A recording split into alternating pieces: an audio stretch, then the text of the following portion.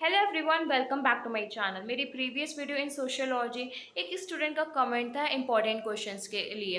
तो अगर मैं बात करूँ इंपॉर्टेंट क्वेश्चन की, तो चैप्टर 1 और चैप्टर 2 में हमने डिस्कस कर लिया। इन दोनों के इंपॉर्टेंट क्वेश्चन हम डिस्कस करेंगे हमारे सिलेबस से, क्योंकि सिलेबस में जितने भी पॉइंट्स दे रखे हैं उसी से हमारे क्वेश्चंस पुट अप होंगे, राइट। हम उसी से हमारा यूनिवर्सिटी का एग्जाम बनेगा, राइट। तो फिर हम उन दोनों के चैप्टर को डिस्कस करेंगे हमारे सिलेबस से। आज शिवानी में पहले सिलेबस दे रखा है, हम उसको क्लियर करके इंपॉर्टेंट फिर चैप्टर 3 पे जाएंगे। अगर मैं बात करूँ चैप्टर 3 की, तो वो आपका कल्चर है, यूनिट 3 कल्चर है। हम उसके भी इंपॉर्टेंट क्वेश्चन को डिस्कस करेंगे। चैप्टर 1 आपका बहुत ज़्यादा इंपॉर्टेंट है, चैप्टर 2 में 3 to 4 पॉइंट्स इंपॉर्टेंट है, चैप्टर 3 में से वो सिर्फ एक पॉइंट इंपॉर्टेंट है बस। तो इन दिस वीडियो हम जनरली तीनों चैप्टर को डिस्कस करेंगे। अगर आपका इससे रिलेटेड कोई भी डाउट हो सो प्लीज़ कमेंटेड, वीडियो को लास्ट तक देखिएगा, लाइक करिए, वीडियो को सब्सक्राइब कर लीजिए चैनल। आज आपको पता है कि आज की वीडियो में हम डिस्कस करेंगे इम्पोर्टेंट टॉपिक्स। जैसे कि आपको पता है कि सोशियोलॉजी और साइकोलॉजी का एग्ज़ाम आपका एक साथ होगा, इसीलिए हमारे लिए डिफ़िकल्ट हो जाता है और हम लोग फर्स्ट टाइम पढ़ते हैं तो हमें नहीं समझ में आता कि क्या इंपॉर्टेंट है क्या नहीं। हम डिस्कस करेंगे आर शिवानी की बुक से। जनरली आर शिवानी की बुक से आप कंटेंट लेंगे, मतलब कि आपसे वो सिर्फ रिटन थ्योरी आइडियाज़ लेंगे, और जो हम डिस्कस करेंगे इम्पॉर्टेंट के हम डिस्कस करेंगे थ्रू द सिलेबस। जैसा कि आपको पता है हर एक चीज़ आपके सिलेबस अकॉर्डिंग होगी। सिलेबस आपके लिए बहुत मस्ट है। अगर आप सिलेबस के अकॉर्डिंग चल रहे हैं दैट्स वेल एंड गुड। अगर नहीं तो आप अपना सिलेबस PDF फॉर्म में पहले रखिए अपने साथ, उसको पढ़ के तब आगे बढ़िए। नहीं तो सबसे पहले आप उसको प्रिंट आउट भी करा सकते हैं, सेमेस्टर वाइज करिए, ज़्यादा बेटर है। जब आप आगे के चैप्टर जाएंगे तो इसमें देखिए इंपॉर्टेंट क्वेश्चंस कितने सारे मेंशन कर रखे हैं।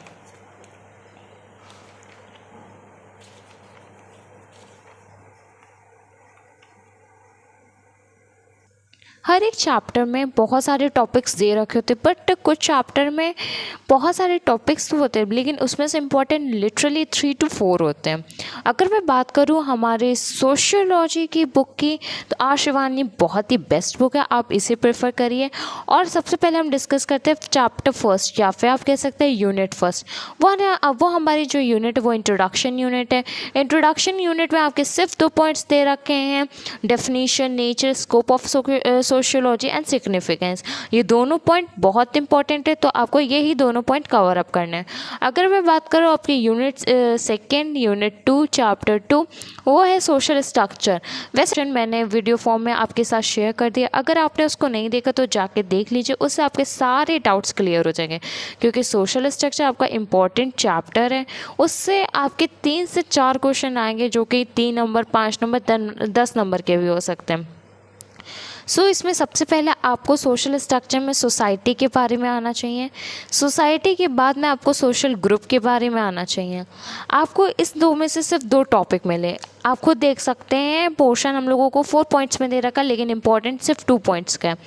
नेक्स्ट अगर आप बात करेंगे तो इसमें सबसे ज़्यादा इंपॉर्टेंट आता है प्राइमरी ग्रुप, सेकेंडरी ग्रुप में difference, urban rural tribal community, इसकी कैरेक्टरिस्टिक्स, स्ट्रक्चर्स आपको आनी चाहिए, प्लस इसकी major health problems, nursing profession कैसे इंपॉर्टेंट, आप पूरे चैप्टर को पढ़ के समझ सकते हैं।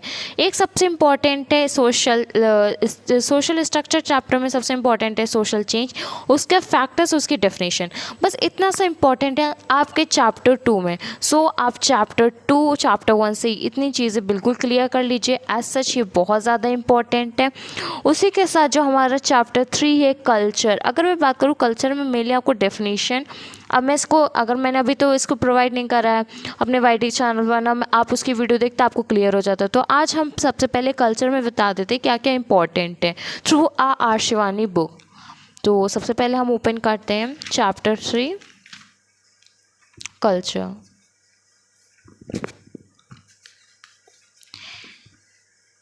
ये है आपका चैप्टर 3 कल्चर। तो सबसे पहले इस टाइप से आप अपनी बुक में लिख लीजिएगा कि कल्चर डिराइव्ड हुआ है लैटिन वर्ड से, उसका नाम है कोलियर, और मीन क्या है टू टेंट, मतलब कि एक ऐसी टेंडेंसी जिसमें हम घुल मिल जाएँ, कुछ अंडरस्टूड हो जाए, जिससे हमारा इन्वायरमेंट पे बिल्कुल सेम हो जाए हमारे लिविंग विंग से।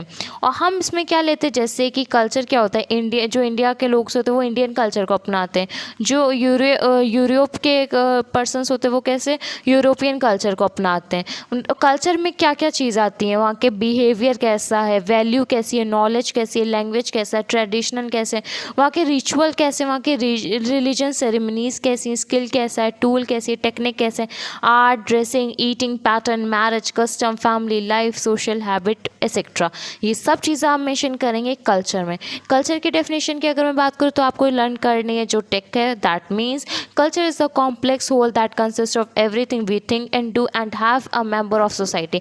कल्चर बहुत ही ज़्यादा कॉम्प्लेक्स है, सिंपल है, अभी देखिए मैंने कितने सारे नाम लिए, सब कुछ कॉम्प्लेक्स है, पूरा है, उसके बाद में वो सब कुछ कंसिस्ट करता है। अगर आप देखिए तो बर्थ टू डेथ में जितना भी आपको पोर्शन आएगा वो सब कल्चर में आ जाएगा। तो सब कुछ किस में आया, कल्चर में आया। जितना हम सोचते हैं, जितना हम करते हैं, जितना हम सोसाइटी में रहते हैं, जितना हमारा कम्युनिकेशन है, जितना हमारा वर्किंग है, जितना हमारा स्किल्स है, वो सब आपका इन्वायरमेंट विद पीपल है, वो सब आपका कल्चर में आता है। तो ये डेफिनेशन आपको आनी चाहिए। ये डेफिनेशन हमको दी है रॉबर्ट बियर्स टेड ने। अब आपने डिस्कस कर लिया डेफिनेशन, इंट्रोडक्शन। नेचर में से वो सिर्फ आपको 20 पॉइंट्स को डिस्कस करना है, टोटल 6 हैं। नेचर के कल्चर के बिहेवियर से हम लोग अपने बिहेवियर को लर्न करते हैं। For example as a Hindu culture में जो भी बच्चा जन्म लेगा तो वो हिंदू कल्चर के बिहेवियर को सीखेगा। सीखना ही मतलब लर्निंग फेज होता है। मटेरियल एंड नॉन मटेरियल का मतलब होता है जो कल्चर्स होते हैं वो दोनों पे डिपेंडेंट रहते हैं।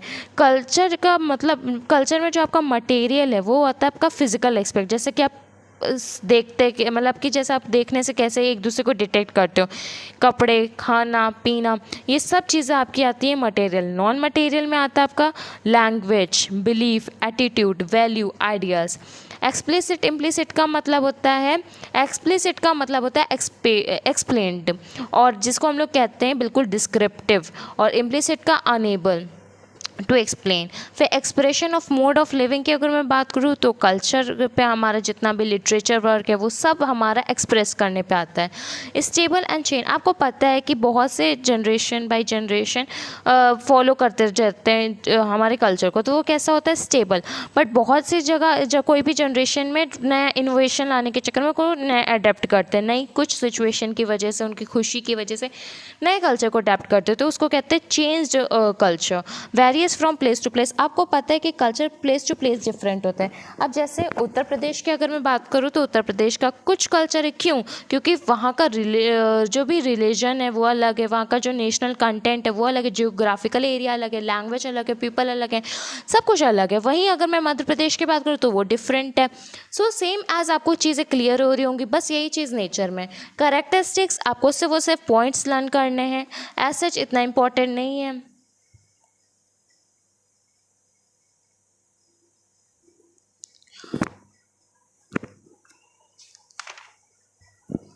टाइप्स ऑफ कल्चर में अभी हमने बताया था material and non material. Elements of culture important हैं। एलिमेंट्स नॉन मटेरियल्स आप पीछे डिस्कस कर चुके हैं, तो इसको आप अपनी लैंग्वेज में लिख सकते हैं। एलिमेंट्स ऑफ कल्चर इंपॉर्टेंट है, सिंबल, लैंग्वेज, वैल्यूज, नॉर्म्स। तो आपको पता है कि सिंबल हम सब में दिखाया जाता है कि पास्ट प्रेजेंट फ्यूचर कम्युनिकेट करने के लिए सिंबल्स होते हैं। जैसे कि मैंने एक सिंबल बनाया है ओम का, तो हिंदू में सिंबल यूज़ होता है ओम का, और बहुत से जैसे तिलक लगते हैं और रुद्राक्ष पहने जाते हैं, वो सब चीज़ें हैं हमारी सिंबल। और अगर मैं बात करूँ लैंग्वेज की, तो लैंग्वेज भी आपको पता होगा, जैसे कि केरला साइड हम बोली जाती है डिफरेंट लैंग्वेज, और उत्तर प्रदेश में डिफरेंट लैंग्वेज बोली जाती है, कश्मीर साइड डिफरेंट लैंग्वेज है, तो ये सारी लैंग्वेज से डिफरेंट करते हैं। वैल्यू, वैल्यू का मतलब है गाइडलाइंस, एक जनरल रोड मैप, ये नॉन मटेरियल में आता है। साथ ही साथ ये अनएक्सपेक्टेबल और एक्सेप्टेबल वर्क पे रहते हैं, ये सही गलत की पहचान दिलाते हैं। नॉर्म्स हमारे लिए बहुत ही ज़्यादा इंपॉर्टेंट है, क्योंकि ये हम लोगों को इम्प्लिसिट प्रिंसिपल पे वर्क कराता है। सो ये आपका रिटन वर्क है, जो कि आपको एलिमेंट्स ऑफ कल्चर हम लोगों को आर्षवाणी की बुक में दे रखा है। अगर आपके पास आर्षवाणी की बुक है दैट्स वेल एंड गुड, अगर नहीं है तो प्लीज़ कमेंट करिएगा। आपको ये चैप्टर की PDF फॉर्म टेलीग्राम चैनल पे मिल जाएगी। एज सच ना कल्चर में बस इतना सा आपके लिए इम्पोर्टेंट है, दैट्स इट। अगर कल्चर आपसे आएगा तो आपको definition, characteristics, types, elements and types में भी सोसाइटी एंड इंडिविजुअल्स लेने हैं, दैट्स इट।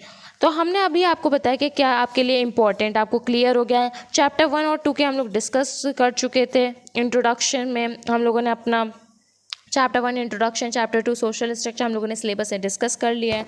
चैप्टर 3 से आपको क्लियर हो गया कि क्या क्या चीज़ें इंपॉर्टेंट है। अगर आपको इससे रिलेटेड अभी भी कोई डाउट है so please comment it, like the video, share the video, subscribe to the channel. Thank you.